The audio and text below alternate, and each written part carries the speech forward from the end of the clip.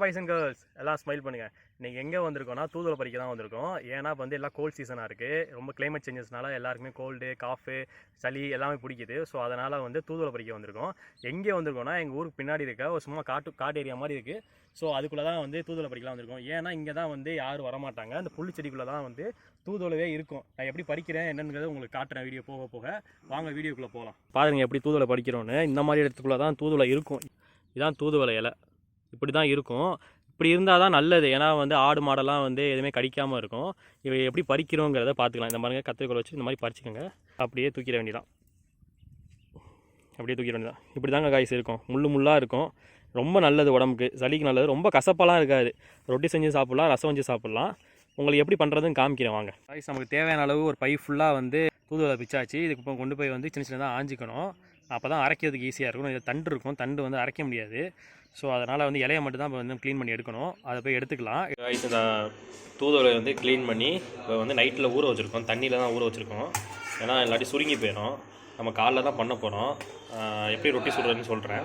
Clean பண்ணி இந்த மாதிரி தண்ணியில் ஊற வச்சுக்கோங்க. தூதுவளை வந்து உங்கள் சிட்டியில் வந்து மார்க்கெட்டில் கிடைக்கும். ஒரு பாக்கெட் வந்து 150 ரூபா 200 அந்த மாதிரி விற்பாங்க. பாக்கெட்டில் கிடைக்கும். வாங்கி இது மாதிரி ட்ரை பண்ணி பாருங்கள். ரொட்டி சுடுறதுக்கு முக்கியமாக வந்து அரிசி தான் தேவைப்படும். அரிசியை வந்து நைட்டே ஊற வச்சுருவோம்.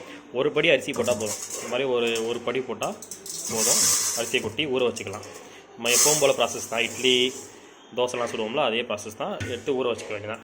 இப்போ வந்து நம்ம வந்து தூதுவளையை வந்து மிக்சியில் போட்டு அடிச்சுக்கலாம். அம்மியில் அரைக்கலாம், அரைச்சிக்கலாம். அம்மியில் வந்து ரொம்ப கஷ்டமாக இருக்கும். ஸோ அதனால் மிக்சிலே போட்டு நல்லா அரைச்சிக்கோங்க.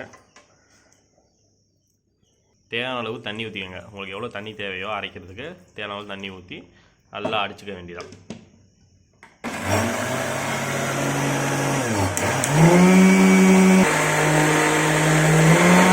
நல்லா அது மாதிரி அரைச்சி எடுத்துக்கோங்க.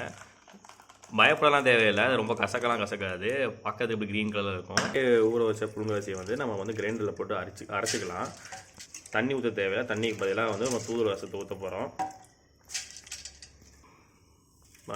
அரிசியிலே ஊற்றிக்கலாம். அரிசியில் ஊற்றிக்கிட்டு எப்பவும் போல் நம்ம கிரைண்டரை ஆன் பண்ணி அரைச்சிக்க வேண்டியதான்.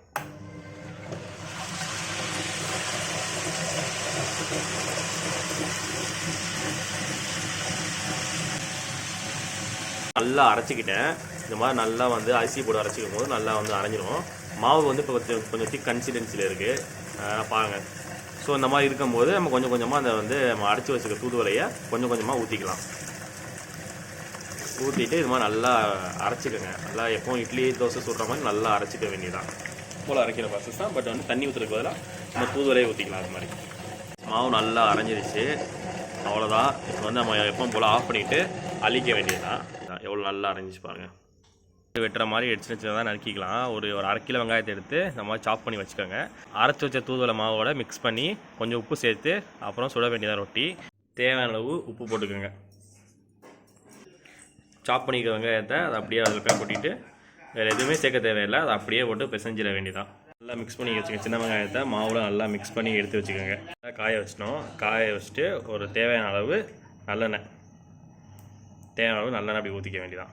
எண்ணெய் நல்லா காயட்டும். கரண்டி அளவு மாவு எடுத்து அப்படியே ஊற்றிட வேண்டியதான். காய்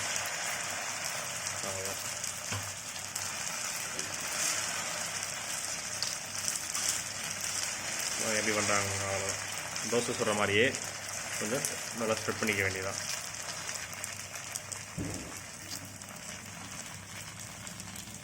பார்க்கும்போதே அழகாக இருக்குது. சூப்பரு.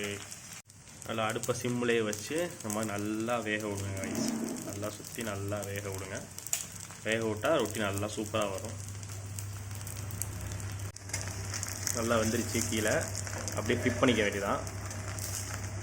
ஜல்லிக்கெலாம் ரொம்ப நல்லது காய்ஸ். சளி கோல்டு எல்லாத்தையும் அடித்து நாக் அவுட் பண்ணி வாப்பில் இவர். ரொம்ப ரொம்ப நல்லது ஹெல்த்துக்கு.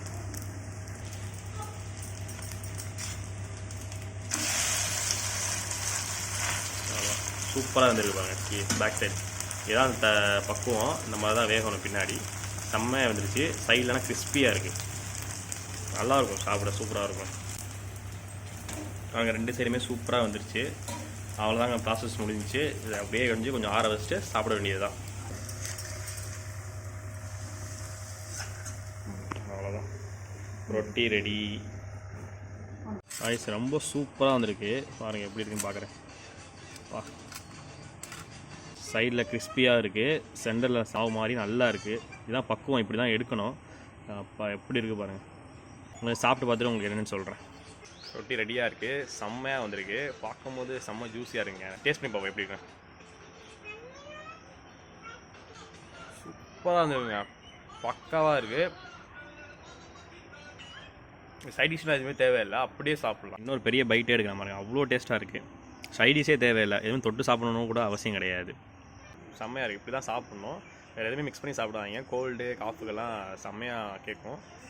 கண்டிப்பாக பெரியவங்களுக்குலாம் தெரியும். நீங்களும் கண்டிப்பாக ட்ரை பண்ணி பாருங்கள். வீடியோ பிடிச்சிருந்தா லைக் பண்ணுங்கள், ஷேர் பண்ணுங்கள், ஒரு சப்ஸ்கிரைப் பண்ணி விடுங்க. By guys. எங்க போற வாயில வசம்ப வச்சு தேய்ச்ச